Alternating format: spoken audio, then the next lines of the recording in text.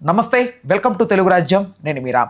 రమ్యకృష్ణ గారు ఈ మధ్యకాలంలో కొన్ని అనుచిత వ్యాఖ్యలు ఫిలిం ఇండస్ట్రీకి సంబంధించి మాట్లాడడం జరిగింది. ప్రధానంగా ఆవిడ చెప్పుకొస్తుంది ఏంటంటే కాస్టింగ్ కౌచ్ గురించి. హీరోయిన్ అంటే ఛాన్సులు రావాలంటే ఖచ్చితంగా హీరోల పక్కెక్కాల్సిందే అని చాలా ఘాటుగా మాట్లాడారు ఆవిడ. ఓవరాల్గా ఆవిడ కెరీర్ ఇప్పుడు కొంచెం అనుకున్నట్లుగా లేకపోయినప్పటికీ, బట్ అంత గ్రో లేనప్పటికీ ఇప్పుడు ఎందుకు మాట్లాడారనే అంశం గురించి చాలామంది మాట్లాడుకుంటున్నారు. ఓవరాల్గా ఈ సబ్జెక్ట్కి సంబంధించి మనతో చర్చించడానికి ప్రముఖ సోషల్ యాక్టివిస్ట్ కృష్ణకుమారి గారు ఉన్నారు. ఆవిడతో మాట్లాడదాం. నమస్తే. నమస్తే. రమ్యకృష్ణ గారు బాహుబలి తర్వాత మరి అంత యాక్టివ్గా కానీ అంత ఫిలిమ్స్ వైజ్ కానీ పెద్దగా ఏం లేవు. లాస్ట్ టైం వచ్చిన జైలర్ తప్ప, అది కూడా తమిళ ఫిలిం అది. బట్ ఆవిడ మాట్లాడడంలో ఎంత డెప్త్ లేకపోతే ఆవిడ అంత పచ్చిగా మాట్లాడాలి అంటే ఏంటమ్మా హీరోయిన్స్ ఇలా మాట్లాడడానికి, వాళ్ళ బాధలు చెప్పుకోవడానికి ఏంటి రీజన్స్? పైగా సీనియర్స్ వాళ్ళు. మళ్ళీ మీరు ఇందాక అనుచిత వ్యాఖ్యలు అన్నారు కదా, నేను అనుచిత వ్యాఖ్యలు అనట్లా, సముచిత వ్యాఖ్యలే అంట. ఇప్పుడు ఏదో ఒకసారి మాట్లాడతారండి, వాళ్ళ లైఫ్ స్టైల్ మాట్లాడకపోవచ్చు కూడా, మాట్లాడాల్సిన సందర్భం రాకపోవచ్చు. మాట్లాడినంత మాత్రాన అది వాస్తవం కాకుండా పోదు, మాట్లాడిన అన్ని వాస్తవాలు అవ్వాలని లేదు. కానీ సినిమా ఫీల్డ్ విషయంలో మటుకు హీరోయిన్ల పట్ల లేదు స్త్రీల పట్ల, సినిమా ఫీల్డ్లో పనిచేసే స్త్రీల పట్ల 24 క్రాఫ్ట్స్లో ఎక్కడన్నా పనిచేయనివ్వండి, వాళ్ళ పట్ల జరిగే అవమానాలు కావచ్చు, అవి కేవలం అన్నిసార్లు లైంగిక పరమైన ఇబ్బందులనే కాదు, వాళ్ళని మీకు తెలియదు, మీకు రాదు, మీ వల్ల కాదు అని వాళ్ళని కుంగుబాటుకి గురి చేసే, అంటే వాళ్ళని కిందకి నెట్టే ప్రయత్నాలు కావచ్చు, మానసికంగా ఇబ్బంది పెట్టడాలు కావచ్చు, కెరీర్లో పైకి రావాల్సినంత రానివ్వకపోవటం కావచ్చు, ఇలాంటివన్నీ సమస్యలు ఉన్నాయి. ఏ ఫీల్డ్లో అయినా ఉన్నాయి. ఈ దేశమే కాదు, ప్రపంచంలో ప్రతి చోట ఈ సమస్య ఉంది. అంటే ఇప్పుడు కృష్ణవంశీ గారిని పెళ్లి చేసుకున్నారు ఆవిడ. He's a well known director ఆయన. సో ఆయనకి హీరోయిన్స్ ఎదుగుదల ఎలా ఉంటుందో తెలుసు. ఎలా ఆవిడ చెప్పిన దాని ప్రకారం చూస్తే ఆయనకు ఒక నాలెడ్జ్ ఉంటుంది కదా.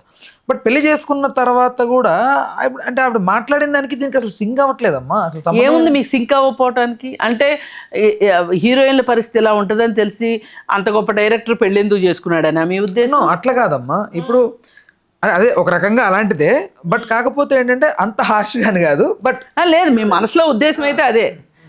పెళ్ళి ఇప్పుడు వేరే వారితో లైంగిక సంబంధాలు ఉన్నంత మాత్రాన ఇంకా వాళ్ళకి పెళ్ళిళ్ళు కాకూడదని ఎక్కడన్నా ఉందా? అంటే ఇప్పుడు ఎలా ఉంటుందంటే ఈ వ్యాఖ్య వల్ల ఎగ్జాక్ట్గా నేను చెప్పాలనుకున్న మీనింగ్, ఇప్పుడు హీరోయిన్ ఇలా ఈవిడ మాట్లాడితే ఇప్పుడు హీరోయిన్ని పెళ్లి చేసుకున్న హీరోస్ ఎవరైనా కూడా ఇప్పుడు అది ఇంటర్లింక్ అయిపోద్ది కదా, ఇంక్లూడింగ్. అబ్బా, ఇప్పుడు ఇదేమి పెద్ద పిల్లి మెడలో గంట కట్టాల్సినంత గొప్ప విషయం ఏం కాదు, అందరికీ తెలుసు.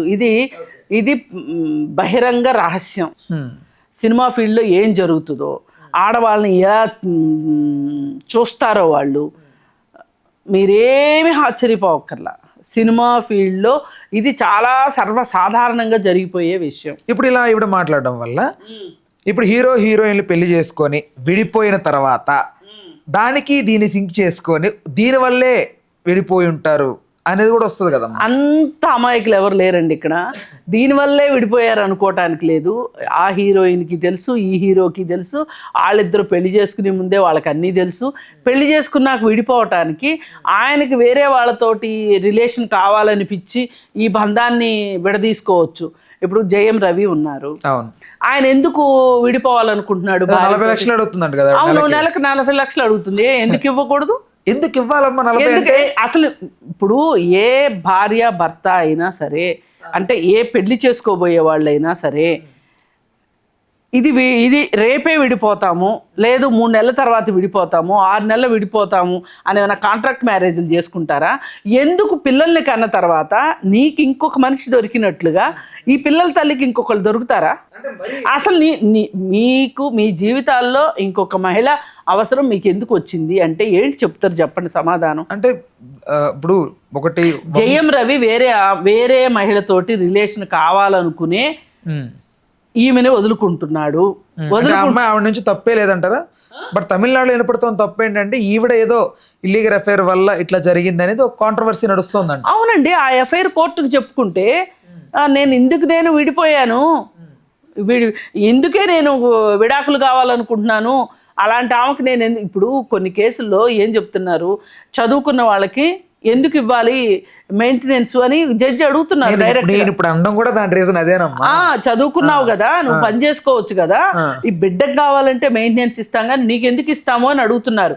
కానీ నేనేమంటున్నాను అంటే వాళ్ళు చదువుకున్న వాళ్ళు అయ్యుండి వాళ్ళ కెరీర్ ఈ పెళ్లి వల్ల నాశనం కాకపోతే ఆమె జాబ్ చేస్తూ ఉంటే కేవలం బిడ్డకు మాత్రమే మెయింటెనెన్స్ ఇస్తామనే జడ్జిలు కూడా ఉన్నారు. కానీ నేను అడుగుతున్నా, ఈరోజు పెళ్లి చేసుకుని బిడ్డల్ని కన్నిన తర్వాత నువ్వు వేరే ఆమె ఇష్టపడి నువ్వు వెళ్ళిపోతే ఈ బిడ్డలకు తండ్రి ఎక్కడి నుంచి వస్తాడు? ఇప్పుడు 40 లక్షలు ఇస్తావేమో నువ్వు, ఓకే, ఇవ్వకపోతే కుదరదు అని కోర్టు అంటే ఇస్తావేమో, నీ దగ్గర ఇవ్వగలిగినంత కెపాసిటీ ఉంది. ఎక్కడమ్మా పాప, సంవత్సరానికి ఒక సినిమా రెమ్యునరేషన్ 40 కోట్లు కూడా లేదు. ఇప్పుడు ఇమ్మనగానే ఈమె అడగటానికి బేస్ ఏమి ఉండాలో తెలుసా? అతను ఐటీ రిటర్న్స్ ఉంటాయి, అతనికి ఉన్న స్థిర చరాస్తులను బట్టి ఏమి అడుగుతుంది, ఒట్టిగా గాల్లో అడగరు. ఇప్పుడు ఒక నెలకు 25,000 సంపాదించే ఒక ఎంప్లాయీ ఉన్నాడు అనుకోండి, ఈ ఎంప్లాయీకి కోర్టు ఎంత ఇమ్మని చెప్తుంది అనుకుంటున్నారు మీరు? ఎంత ఇమ్మని చెప్తుంది అనుకుంటున్నారు? ఒక 7-8 వేలు 10,000 ఇమ్మని చెప్తుంది. ఎందుకు? ఆమెకు విత్ చిల్డ్రన్ అయితే, పిల్లలు కూడా ఉంటే పిల్లల్ని ఆవిడే సంరక్షించుకునే పరిస్థితి ఉంటే గనక అంత ఇమ్మని చెప్తుంది. అంతేగాని అతనికి 25,000 వస్తుంటే 25,000 ఆవిడకే ఇచ్చి ఈడేం గడ్డి తింటాడని కోర్టులేమో అంత మరీ గుడ్డిగా ఉండవు. ఇప్పుడు ఈవిడ వల్ల జేమ్ రవి నష్టపోయి ఉంటే ఎలా అమ్మ మరి? అది నిరూపించుకోవాలి. ఇప్పుడు క్లియర్ కట్గా నాకు విడాకులు కావాలి అని అతను వెళ్ళాడు, ఆమె వెళ్ళలేదు. ఎందుకు? ఈ బంధాన్ని వదిలించుకొని ఇంకొక బంధాన్ని తగిలించుకోవాలనుకుంటున్నాడు కాబట్టి. అంటే అతను తనకి సిచ్యువేషన్ తనకు అనుకూలంగా మార్చుకోవాలనుకుంటున్నాడు ఈ విడాకుల ద్వారా. తనకు ఒక లాభం ఉంది కాబట్టి ఇంకొక రిలేషన్ కోసం అనుకుంటున్నాడు. అది ఇక్కడ ఇబ్బంది. అందుకు అమ్మాయి అడుగుతుంది 40 లక్షలు ఇమ్మని. 40 లక్షలు ఇమ్మనగానే 40 లక్షలు ఏం కోర్టు గ్రాంట్ చేయదండి. ఇప్పుడు ఈమె 10 లక్షలు అడిగింది అనుకోండి, 2 లక్షలు ఇస్తారు. అందుకోసం అని చెప్పి ఏంటంటే ఆమె 40 లక్షలు అడిగితే 10 లక్షలు ఇస్తారేమో. సరే, బ్యాక్ టు రమ్యకృష్ణ ఇష్యూకి వస్తే, ఇప్పుడు రమ్యకృష్ణ గారికి సంబంధించి అంటే ఇప్పటి నుంచో వినపడుతున్న కొన్ని మాటలు ఏంటంటే, ఒక పెద్ద డైరెక్టర్, ఫిలిం ఇండస్ట్రీలో ఒక పెద్ద డైరెక్టర్, ఆవిడ ఇంట్రడ్యూస్ చేసిన డైరెక్టరో లేకపోతే ఆవిడ కెరీర్ బిల్డ్ చేసిన డైరెక్టర్, వాట్ ఎవర్, ఏదో కొన్ని రూమర్స్ నడిచాయి ఆ టైంలో అని చాలామంది మాట్లాడుతూ ఉంటారమ్మా. అంటే దాన్ని ఉద్దేశించే కృష్ణవంశీ గారు ఫిలిం చేశారనేవి కూడా కొన్ని వార్తలు వినపడ్డాయి. ఒకటండి, ఆ డైరెక్టర్ కోసమే చేశాడని కాదు, ఏ డైరెక్టర్ అన్నా అదే చేస్తాడు. చెయ్యని వాళ్ళు తక్కువ మంది ఉంటారు, చేసేవాళ్ళు ఎక్కువ మంది ఉంటారు. కాబట్టి సినిమా ఇండస్ట్రీలో కాస్టింగ్ కౌచ్ ఉంది అని చెప్పి చెప్పటంలో ఉద్దేశం అది. అదేమంటే వాళ్ళు సినిమా ఫీల్డ్ వాళ్ళు అంటారు, మా ఫీల్డ్ మీద పడే ఎందుకు ఏడుస్తారు, ఎక్కడ లేదు ఫేవరెటిజాలు, ఇవన్నీ ఆఫీసుల్లో కూడా ఫేవరెటిజాలు ఉంటాయి కదా. ఒక మేనేజర్ అంటాడు, నువ్వు నాతో ఉంటేనే నేను నీకు ప్రమోషన్ ఇస్తానో లేకపోతే నీకు పని తక్కువ ఇస్తానో, అలాగే తన మాట వినకపోతే ఎక్కువ హెరాస్మెంట్ గురి చేసి పని ఎక్కువ చెప్తాడని, ఇవన్నీ అందరూ మాట్లాడతారు. అందుకే కదా పని ప్రదేశాల్లో లైంగిక వేధింపుల నిరోధక చట్టం వచ్చింది 2013లో. ఊరికే రావు చట్టాలు, గాల్లోంచి ఊడిపడవు. చాలా మంది నష్టపడితే, కష్టపడితే, పోరాడితే చట్టాలు వస్తాయి. అదే చట్టాలు మేము సినిమా ఇండస్ట్రీలో కూడా కావాలని అడుగుతున్నాం. ఎందుకు అడుగుతున్నాం అంటే ఇందుకే. ఇప్పుడు ఊరికే చెప్పుద్ది ఏంటి రమ్యకృష్ణ? కాకపోతే కొంతమంది తెలివిగా ఏం చెప్తారంటే, ఉన్నమాట వాస్తవమే కానీ నా దాకా రాలేదు అది అని చెప్తారు చాలా తెలివిగా. దీనంత శుద్ధ అబద్ధం ఇంకొకటి లేదు. ఇప్పుడు శరత్ కుమార్ కూతురు వరలక్ష్మి శరత్ కుమార్ ఏమన్నది, నేను ఒక పెద్ద హీరో కూతుర్నని కూడా చూడకోకుండా నన్ను అన్నారు, నన్ను అడిగారు, కమిట్మెంట్ అడిగారు అని ఆవిడ చెప్పింది. ఆఖరి మోహన్ బాబు కూతురు కూడా చెప్తే, మోహన్ బాబు ఎంత రౌడీయో అందరికీ తెలుసు. అలాంటి రౌడీ తండ్రి ఉంటే కూడా కూతుర్ని కమిట్మెంట్ అడిగారు అంటే దీన్ని బట్టి ఆలోచించుకోండి. అందుకని ఆ పెద్ద డైరెక్టర్ని దృష్టిలో పెట్టుకుని సినిమా తీశాడా అనేది కాదు. కావచ్చు కూడా అదొక్క ఒక్కటే ఆయన ఒక్కడిని ఉద్దేశించే తీసాడంటే మటుకు దాని అంత బూత్ ఇంకొకటి లేదు. అంటే ఆయన ఒక్కనే ఉద్దేశించాడు కాదు, ఒక పార్ట్ పెట్టాడు. సినిమా ఫీల్డ్ అలానే ఉంది. అంటే డ్రెస్ రిఫరెన్స్, ఫేస్ రిఫరెన్స్ అలాగే పెట్టి కొంచెం అట్లా ఏదన్నా కానివ్వండి. అదేమ్మా. ఇప్పుడు ఆ ఒక్క మనిషినే మాట్లాడుకోవటానికి వీల్లేదు. ఇప్పుడు పూనమ్ కౌర్ ఉంది, త్రివిక్రమ్ మీద ఆరోపణలు చేస్తుంది కానీ ఏ రోజు పకడ్బందీగా ఇది నా కంప్లైంటు, ఈ కంప్లైంట్కి సంబంధించి ఇవి సాక్ష్యాధారాలు అని చెప్పి ఆవిడ ఎప్పుడు మాట్లాడట్లా. ఆవిడ గుర్తొచ్చినప్పుడల్లా మాట్లాడుతుంది. అందుకే ఎవరో ఈ విషయం మీద స్పందించమంటే కూడా నేను స్పందించడం వేస్ట్ అని చెప్పాను. ఎందుకు వేస్ట్ అంటున్నానంటే, మీరు ఒక కంప్లైంట్ చేయదలుచుకున్నప్పుడు మీరు కంప్లైంట్ చేసి దానికి సంబంధించిన సాక్ష్యాధారాలు ఇచ్చి ఆ కమిటీని మీరు నిలదీయండి. మీరెందుకు నేను ఇచ్చిన కంప్లైంట్ మీరు ఎందుకు తీసుకోలేదు, మీరెందుకు దాని గురించి ఆలోచించట్లేదు? ఇప్పుడు వాళ్ళని అడిగితే వాళ్ళు ఏం చెప్తున్నారు, ఆవిడ అప్పుడప్పుడు చెప్తుంది కానీ సాక్ష్యాధారాలు తీసుకురాదు, ఒక కామెంట్ పాస్ చేసేసి వెళ్ళిపోతుంది అనేది ఉంది. అందుకే నేను కూడా మాట్లాడను అన్నాను. ఇప్పుడు ఈసారి ఏదో చాలా పకడ్బందీగా చేస్తుంది అంటున్నారు. నిజంగా చేయనివ్వండి, మాట్లాడతాం, ఎందుకు ఊరుకుంటాం? మాకేం పూనమ్ కౌర్ వేరే స్టేట్ ఆవిడనే ఫీలింగ్ ఏమీ లేదు. ఆవిడ స్త్రీ ఎక్కడైనా స్త్రీయే. ఆవిడకి వేధింపులు ఉంటే దాని గురించి మేము గొంతెత్తి మాట్లాడేదే. సరే, బ్యాక్ టు రమ్యకృష్ణ. ఇప్పుడు ఓకే, ఆవిడ ఎలా మాట్లాడేసిందమ్మా, ఇప్పుడు అందరికీ స్టార్ట్ అయిపోయింది. అది ఇప్పుడు దాకా ఏదో వాలీలో చిల్లరగలరగా మాట్లాడారా, బట్ రమ్యకృష్ణ గారు లాంటి ఒక లెజెండరీ యాక్ట్రెస్ ఆవిడ సైతం ఇట్లా మాట్లాడింది. ఏంటి దీని వెనక పర్యవసానాలు ఏంటి? ఇండస్ట్రీ అంటే ఇంత వల్గర్గా ఉంటుందా ఇలాంటి సిచ్యువేషన్సా? చాలామంది ఒపీనియన్ చేంజ్ అవుతుంది. ఏమి అమాయక చక్రవర్తుల్లో ఆలోచించక్కర్లేదండి. ఇవన్నీ ఎప్పటి నుంచో ఉన్నవే, ఎప్పటి నుంచో మాట్లాడుతున్నవే. రీసెంట్గా సృష్టి వర్మ ఉంది, కొరియోగ్రాఫర్ మీద వేస్తే మరి ఆ అమ్మాయి స్ట్రాంగ్గా మాట్లాడుతుంది ఈ రోజుకి. పైగా ఆ అమ్మాయిని కొంగదీయటానికి ఆ అమ్మాయి మీద 2 కేసులు వేశారు వీళ్ళు అతి తెలివితోటి. ఒకటేమో ఆమె కంటే చిన్నవాడితోటి ఆమె ఏదో వేధింపులు చేసింది అని చెప్పి పోక్సో కేసు పెట్టాలని చెప్పి పెట్టారు. ఇంకొకటేమో ఆమె పేరు మీద ఒక దొంగ ఐడి క్రియేట్ చేసి ఆ ఐడి తోటి ఆమె ఇలా ఒక స్టేట్మెంట్ పాస్ చేసింది అని చెప్పి, అంటే ఒక పోస్ట్ పెట్టింది అని చెప్పి ఇంకొకళ్ళు ఎవరో కేసు పెట్టారు. అయితే ఇక్కడమ్మా, ఒకవేళ అది దొంగ అకౌంట్ అయితే వీళ్ళు పోలీసుల దగ్గరికి వెళ్తే అక్కడ సైబర్ రిలేటెడ్గా ఉన్న వాళ్ళు చెక్ చేస్తే ఈఎంఐకి సంబంధించిన డీటెయిల్స్ ఇవ్వడం ద్వారా అకౌంట్ క్రియేట్ అయిందా, లేకపోతే ఎవరో ఫేక్ అకౌంట్ క్రియేట్ చేశారని అక్కడ తెలిసిపోద్ది. అప్పుడు ఆటోమేటిక్గా కేసు నిలబడదు కదా. ఇది తెలియకుండా లాజిక్ వీళ్ళు వెళ్ళిపోయారంటారు. ఇప్పుడు అట్లా కాదు, ఇప్పుడు ఆ అమ్మాయిని డౌన్ చేయాలి. మేము నీ పైన మేము చేసేది మేము చేస్తున్నాము, మేమేమి నీ సంగతి ఏమి వదిలిపెట్టలేదు, నీ అంతు చూస్తాము అనేది ఆ అమ్మాయికి మెసేజ్ మీద మెసేజ్ ఇస్తున్నారు. అంతకంటే వేరే ఏమీ లేదు. ఇప్పుడు అసలు ఆ అమ్మాయి పనిగట్టుకుని ఇవాళ గాంధీ నెహ్రూల గురించి మాట్లాడాల్సిన అవసరం అమ్మాయికి ఏముంటుంది? అంటే ఈ మధ్య స్టార్స్ అందరూ కూడా అదొక ఫ్యాషన్గా పెట్టుకున్నారు కదా. ఫ్యాషన్గా పెట్టుకున్న సృష్టి వర్మకి ఇప్పుడు ఆమె లోతు ఏంటో ఆమెకు అర్థం కాక, ఆమె భవిష్యత్తు ఏంటో అర్థం కాక ఆమె బాధలో ఆమె ఉంది. ఆమె క్లియర్గా చెప్తుంది, నన్ను బెదిరించడానికి ఇట్లాంటి కేసులు పెడుతున్నారు అని చెప్పి. అందుకని మరి సృష్టి వర్మ ఇచ్చిన కంప్లైంట్ ఏదైతే ఉందో, అతని మీద ఇచ్చిన కంప్లైంట్ ఆమె ఎంత పకడ్బందీగా ఇచ్చింది, సాక్ష్యాధారాలతో సహా చక్కగా ఇచ్చింది. అందుకే అతను హైకోర్టులో సహజ న్యాయ సూత్రాల వల్ల బెయిల్ వచ్చింది తప్పితే అతని మెరిట్ వల్ల, అతను కేసు మెరిట్ వల్ల రాలా. ఇంకా ఇవ్వాల్సిందే, తప్పదు. రైట్. 90 రోజుల లోపల, 60 రోజుల లోపల, అంతకంటే ఎక్కువ ఉంచడానికి వీల్లేదు. దానికి ఇంకా ఎనెక్సర్ కేసులు పడకపోతే గనక వీళ్ళకి బెయిల్ ఇవ్వాల్సిందే, ఎంతటి వాళ్ళకైనా ఇవ్వాల్సిందే 90 డేస్లో. లేదా కేసు మీద కేసు, పీటీ వారెంట్లతోటి మళ్ళీ కేసు మీద కేసు పడితే చెప్పలేం, కానీ లేదు అంటే ఇచ్చేయాల్సిందే కదా. ఆ విధంగా అతనికి బెయిల్ వచ్చింది. రైట్. ఓవరాల్గా అయితే ఈ రమ్యకృష్ణ గారికి సంబంధించి ఇంతే అంటారు. ఖచ్చితం, అది వాస్తవం. ఈ రోజుకు మాట్లాడగలిగింది ఆవిడ. నాకు ఈ సినిమా ఫీల్డ్లో నాకు ఉంటే ఎంత, ఊడితే ఎంత, నాకు ఇంతకంటే నష్టమేం జరుగుతుంది, ఇంతకంటే లాభం ఏం జరుగుతుంది అనుకుంది. ఆమె హైట్స్ చూసింది ఫీల్డ్లో. ఎక్కడ దాకెందుకు, హీరోలు వాళ్ళని ఏ రకంగా వేధిస్తారో నేను మీకు ఒక ఎగ్జాంపుల్ చెప్తాను. ప్లీజ్ అమ్మా చెప్పండి.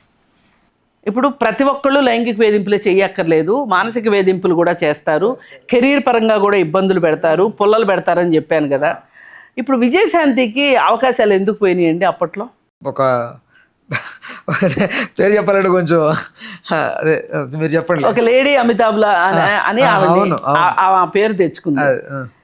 ఇప్పుడు ఆవిడ పక్కన నేను చెయ్యను అని ఒక హీరో పేచీ పెట్టాడు. ఎందుకు పేచీ పెట్టాడు? ఇప్పుడు ఆవిడేం డిమాండ్ చేసింది? నేనేదో జస్ట్ డ్యూయెట్లు పాడేసేసి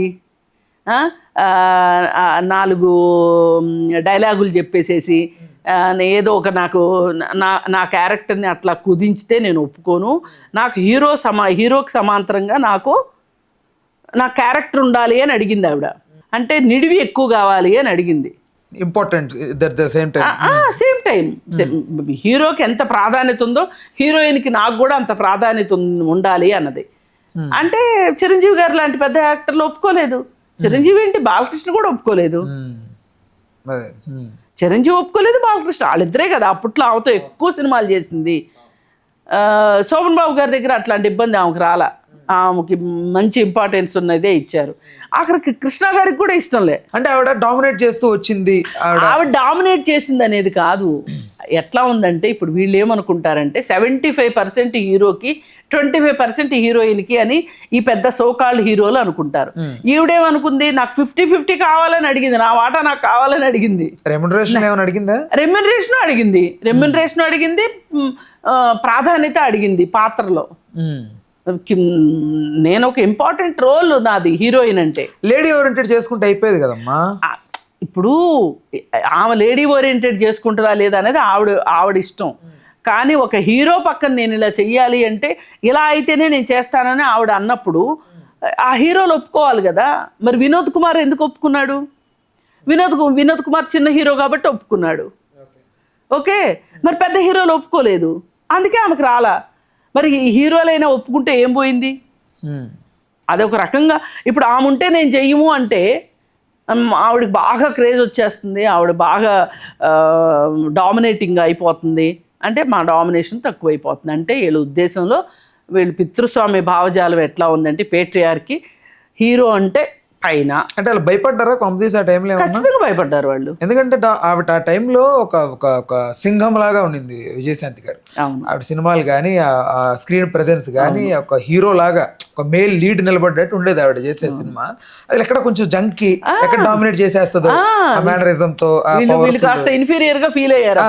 అది నేను ఎందాక డామినేట్ ఎందాకన్నానంటే అది దాని రీజన్. అదే ఇప్పుడు నేను ఇన్ఫీరియర్ అనే మాట నేను మాట్లాడుతున్నా, మీరు కాస్త షోక్గా డామినేషన్ అని మాట్లాడుతున్నారు.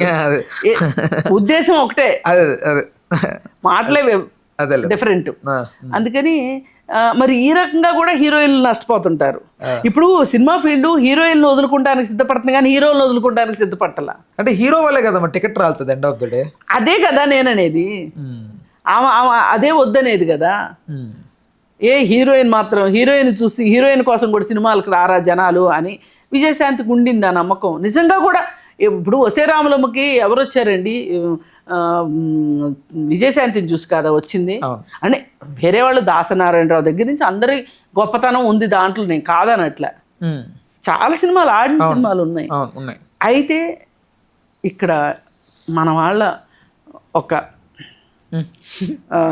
విధానం ఉంటుంది, ఫార్ములా. ఈ ఫార్ములాలో హీరో అంటే ఎలా ఉంటాడు, ఇన్ని ఫైట్లు చేస్తాడు, ఇన్ని కాస్ట్యూమ్స్, ఇన్ని ఖరీదైన కాస్ట్యూమ్స్ వాడతాడు. హీరోయిన్ అంటే ఎలా ఉంటుంది, ఆమెకి ఇన్ని డైలాగులు ఉంటాయి, ఇన్ని పాటలు ఉంటాయి, ఈ పాటల్లో ఇంత చిన్న డ్రెస్సులు వేసుకోవాలి. ఇప్పుడు ఈవిడ మంచు పర్వతాల్లో కూడా హీరో గారేమో ఒళ్ళంతా బట్టలు వేసుకుంటాడు, హీరోయిన్కి ఏమో బట్టలు తక్కువ వేస్తారు. పాప ఆమెకు చలి పుట్టదో ఏంటో నాకు తెలియదు. మరి ఇవన్నిటినీ ఎవరన్నా ఒక హీరోయిన్ క్వశ్చన్ చేసింది అనుకోండి, అమ్మ ఎందుకమ్మా ఇంటికి వెళ్ళి చక్కగా పెళ్లి చేసుకుని పిల్లల గంట ఇంట్లో ఉండమ్మా, నీకు సినిమా ఫీల్డ్ ఎందుకని చెప్తారు సింపుల్గా. పైగా ఇంకొకటి దుస్థితి ఏంటి అంటే, ఈ సినిమా ఫంక్షన్లు జరుగుతూ ఉంటాయి కదా, ఈ సినిమా ఫంక్షన్లకి చిన్న చిన్న బట్టలు వేసుకుని వచ్చి హీరోయిన్లు చాలా ఇబ్బంది పడతా కూర్చుంటారు కుర్చీలో. అంత బాధ దేనికి మీకు? ఇంటికాడ మంచి రెడీ చేసి రావచ్చు కదా. అంత బాధ దేనికి? అంత చిన్న బట్టలు వేసుకోమని చెప్తారు. అది నేను అనేది. ఇది కూడా వాళ్ళ ఇష్టమై కాదు. ఆహా. ఆ సినిమా కొంత ఏంటి అంటే వాళ్ళని అట్లా డాల్స్గా తయారు చేస్తారు వీళ్ళు. ఏంటి నువ్వు చెప్పేయాలి ఏమని, నేను ఏ బట్టలు వేసుకుంటానికైనా సిద్ధమే, నాకు పాత్ర ఏది ఇచ్చినా నాకు పర్వాలేదు, నేను హీరోయిన్ని అని టైటిల్స్లో పడితే చాలు నాకు. అందుకని ఇప్పుడు వీళ్ళు చెప్పకనే చెప్తుంటారు మేము ఎక్స్పోజింగ్కి రెడీ అని చెప్పి వీళ్ళు బట్టలు వేసుకుని వస్తారు. అసలు ఈ ఎక్స్పోజింగు అనేదే కనుక సినిమాల్లో లేకపోతే, ఒకవేళ సినిమాల్లో ఉన్న సెన్సార్ కట్ చేస్తుంది అనే ఒక భయం ఉంటే అలా తీయడానికి వాళ్ళు ఉండరు, ఇలా ఇలా నటిద్దామని వీళ్ళు అనుకోరు. అలాగే వీళ్ళు ఈ విధంగా చెప్పరు, మేము దేనికైనా రెడీ అన్నట్లు వీళ్ళు చెప్పరు. అంటే ఇదంతా ఒక ఫార్ములా ప్రకారం నడుస్తుంది సినిమా ఫీల్డ్ అనేది. ఈ ఫార్ములాకి ఏంటి సక్సెస్ ఫార్ములా అంటారు వీళ్ళు. నిర్మాత డబ్బులు పెట్టేది ఎందుకేంటి? ఇప్పుడు శ్రీరెడ్డి అప్పట్లో క్వశ్చన్ చేసింది, ఏం మీకు తెలుగు సినిమాల్లోకి తెలుగు హీరోయిన్లు పనికిరారా, మీకు బొంబాయి నుంచి ఎందుకు దిగుమతి చేసుకుంటారు, తెల్లగా ఉన్న వాళ్ళని తీసుకుంటారా మీరు? తెలుగులో కూడా ఎంకరేజ్ చేస్తున్నాం కదా ఇప్పుడు. అప్పుడు ఆవిడ క్వశ్చన్ చేసిందా లేదా? చేసిందిలేండి. చేసినప్పుడు మరి ఎక్కువ మంది అక్కడ వాళ్ళే ఉన్నారు కదా. అప్పుడు వీళ్ళు ఏమన్నారు, సినిమా ఫీల్డ్ వాళ్ళు మీటింగులు పెట్టి, మేము సినిమా ఏమన్నా చారిటీ అనుకుంటున్నారా, ఇది బిజినెస్, మేము డబ్బులు రావాలనే చేస్తున్నాము, మేము డబ్బులు ఎవరిని పెట్టి తీస్తే సినిమా డబ్బులు వస్తాయో వాళ్ళని పెట్టే తీస్తాం సినిమా, అలాంటి వాళ్ళనే పెడతాము, వాళ్ళు తెల్లగున్నారా ఎర్రగున్నారా బుర్రగున్నారా అవన్నీ మా ఇష్టం, లోకల్ వాళ్ళకి ఇవ్వాల్సిన అవసరం ఏంటి, ఏంటి ఆ డిమాండ్ ఏంటి, పిచ్చి డిమాండు అన్నారు. అన్నట్టుగానే మరి వీళ్ళు కూడా భాష వచ్చినా రాకపోయినా కాస్త తెల్లతోలు ఉండి ఏ బట్టలు వేసుకుంటానికైనా సిద్ధము అన్నోళ్ళని తీసుకుంటున్నారుగా. ఆరోపణలు చేస్తున్నారనే కాదు, మీరు చేసేది అదేగా. అందుకని ఏంటంటే ఇక్కడ విత్తు ముందా చెట్టు ముందా అన్నట్లు తయారైంది. ఏమి వీళ్ళు ఎక్స్పోజింగ్ చేయకుండా ఉండొచ్చు కదా, వీళ్ళు సినిమాలను వదులుకోవచ్చు కదా, వీళ్ళు ఎందుకు లొంగిపోయారు అని మాట్లాడే మేధావులు కూడా ఉన్నారు. వీళ్ళు ఎందుకు లొంగిపోతారో కూడా చెప్తా. ఏంటంటే ఈ సినిమా ఫీల్డ్లోకి రావాలి అని వాళ్ళు అనుకుంటారు, గ్లామర్ ఫీల్డ్ని ఇష్టపడతారు కొంతమంది, అది కొంతమంది ఇష్టం. అయితే వాళ్ళు అలా రావడానికి కొంతమంది పేరెంట్స్ సహకరించరు. అయినా కానీ వీళ్ళు ఏదో ఒకటి మభ్యపెట్టి మాయ చేసి ఒప్పించి ఒప్పుకోకపోతే ఇంట్లో చెప్పకుండా పారిపోయి వచ్చి మరి వీళ్ళ అదృష్టాన్ని పరీక్షించుకుంటారు. వీళ్ళు వచ్చినప్పుడు స్టార్టింగ్లో మేము అబ్బో నికార్స్గా ఉంటాము, మేము ఆడేవాడు ఇట్లా చెయ్యేస్తే కూడా ఒప్పుకోము అది ఇది అని అన్నవాళ్ళే వీళ్ళే అర్పించుకుంటానికి తయారవుతారు. ఏంటి రీజను అంటే అలాంటి పరిస్థితిని వాళ్ళు కల్పిస్తారు. ఓకే, ఇది మీరు ఇలా ఉంటేనే మీకు ఛాన్స్ అంటారు. అంటే ఫస్ట్ మానసికంగా టార్గెట్ చేసి ఎస్, తర్వాత శారీరకంగా వాళ్ళంతటా వాళ్ళే వచ్చేలాగా చేసుకుంటారు. లేదు అనుకుంటే ముందే ఇదైనా చెప్తారు, మీరు వస్తేనే, మీరు రాకపోతే కుదరదు అని చెప్తే. మారితే బాగుండమ్మా, మారాలి, ఖచ్చితంగా మారాలి. అందుకే కదా మేము కాస్టింగ్ కౌచ్కి వ్యతిరేకంగా ఇంత పోరాటం చేసింది, మీటూకి ఇంత ప్రాచుర్యం వచ్చింది కూడా అదే కదా.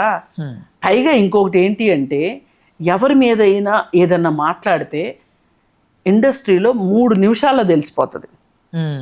తెలిసిపోతే ఇంకెవ్వరూ వాళ్ళని పిలవరు. Okay, these are problematic people అంటారు సింపుల్గా. సమస్యాత్మకమైన మనుషులు అంటారు వీళ్ళని. వీళ్ళని దగ్గర రానివ్వరు. ఓకే, వీళ్ళేమో ఏమైనా సరే సినిమాలో నటించాలి అని వస్తారు.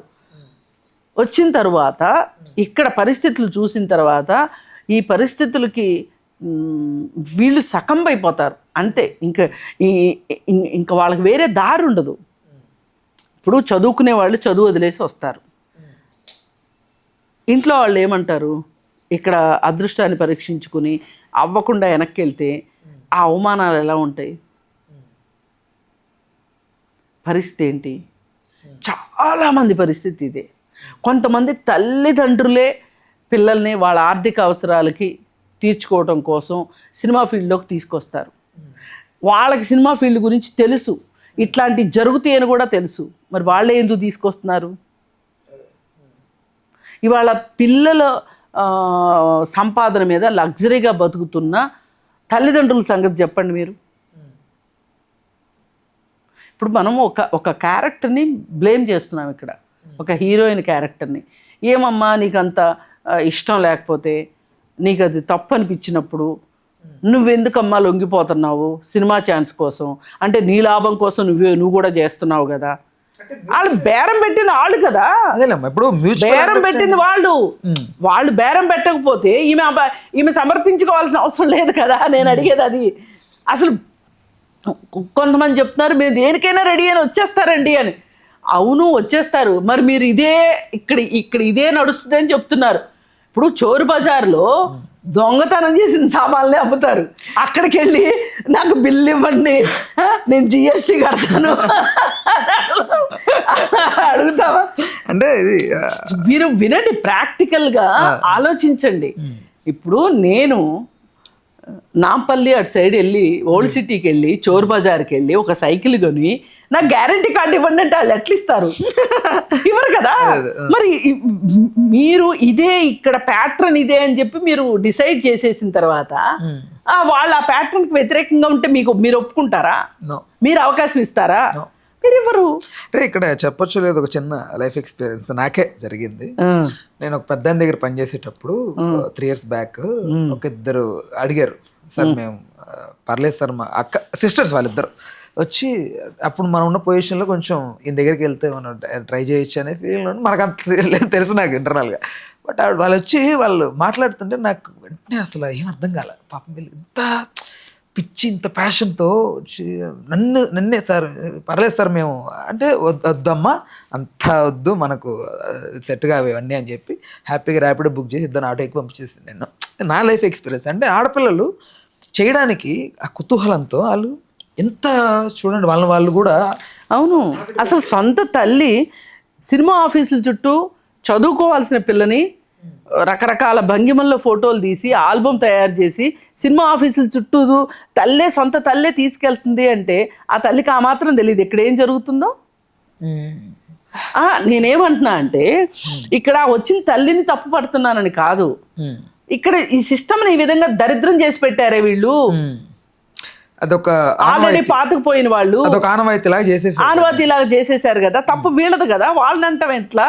మనము ఒక మ్యూచువల్ అండర్స్టాండింగ్తో వెళ్తే వేరమ్మా, పరస్పరం ఇష్టపడి అది వేరు. బట్ ఆశ చూపెట్టి కడుపు నింపుతానని చెప్పి కడుపు మీద కొట్టడం అది ఎంత, అదే వీళ్ళు చేసేదే అది. వీళ్ళు అలా చేసి ఇప్పుడు ఎక్కడ దాకా ఎందుకండి,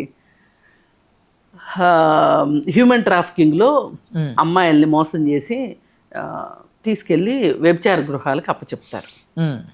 అప్పచెప్పినప్పుడు వీళ్ళు లొంగనప్పుడు వాళ్ళకి ఏ విధంగా టార్చర్ చూపించి వాళ్ళని ఒప్పిస్తారో, ఎవరైనా ఒకళ్ళు వచ్చి మీకు వాళ్ళ స్వానుభవం చెప్తే కానీ మీకు అర్థం కాదు. ఇప్పుడు వాళ్ళ సొంత అనుభవాలు చెప్తే కానీ మనకు అర్థం కావు. బాధ ఏంటో, ఆ పెయిన్ ఏంటో, వాళ్ళు కష్టపడింది ఏంటో, వాళ్ళు నష్టపోయింది ఏంటో తెలుస్తుంది. వాళ్ళకి ఫస్ట్ అన్నం పెట్టకపోగా పైపెచ్చి కొడతారు. ఇంకా వాళ్ళు ఎన్ని రోజులు రెసిస్ట్ చేస్తారు? మాకు ఇప్పుడు బయటపడే మార్గం లేదు. మనల్ని రక్షించే దేవుడు ఎవడో లేడు ఇక్కడ. ఏం పిలిచినా అరణ్య రోదనే ఇక్కడ. ఏం అరిసినా ఏమీ ఉపయోగం ఉండదు. ఏం చేస్తారు వాళ్ళు లొంగిపోక? ఇక్కడ కూడా నాకు అలాగే అనిపిస్తుంది. వీళ్ళు అలా చేశారు, పరిశ్రమను ఆ విధంగా చేశారు, ఇండస్ట్రీని నాశనం చేసేశారు. వీళ్ళ వాంఛల కోసము, వీళ్ళ ఇష్టాల కోసము వీళ్ళు అలా చేసి పారేశారు. ఇప్పుడు కొత్త వెర్షన్ ఏంటంటే గేస్ కూడా ఉన్నారు. వింటున్నానమ్మా, అది కూడా నేను వచ్చిన అబ్బాయిలకు కూడా, అమ్మాయిలకే కాదు అబ్బాయిలకు కూడా ఇలాంటి ఇబ్బంది జరుగుతుంది అని చెప్పి చెప్తున్నారు.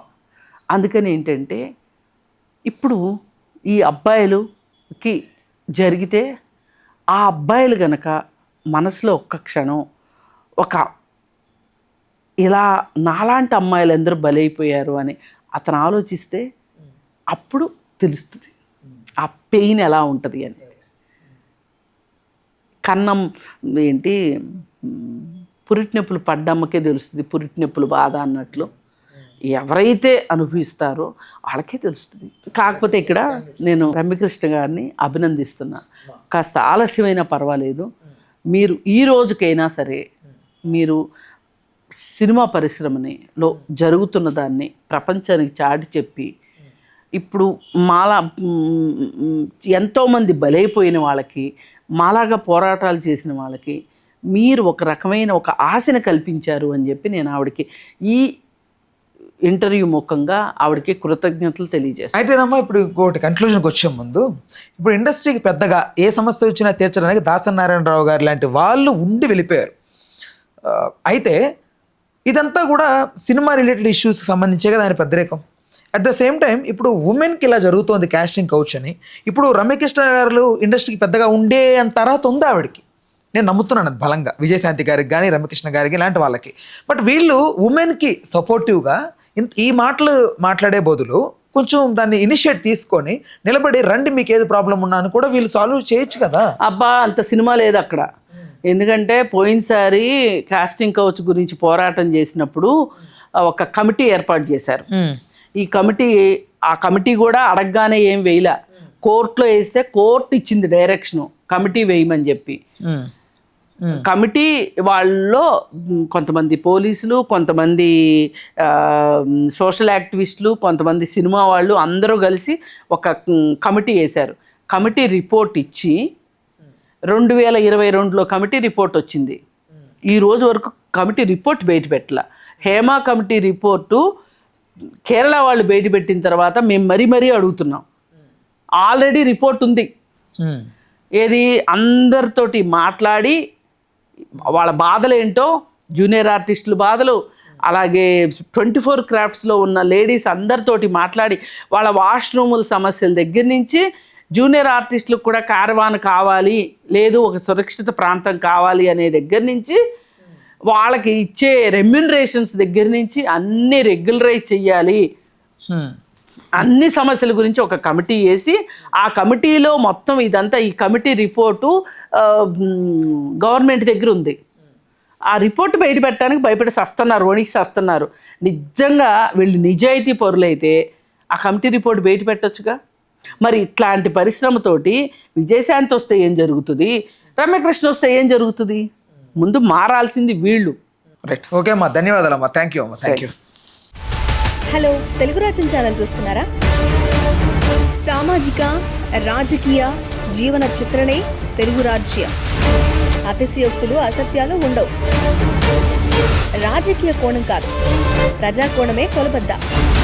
తెలుగు రాజ్యం వీక్షణ మీ ఉత్తమ అభిరుచికి నిదర్శనం.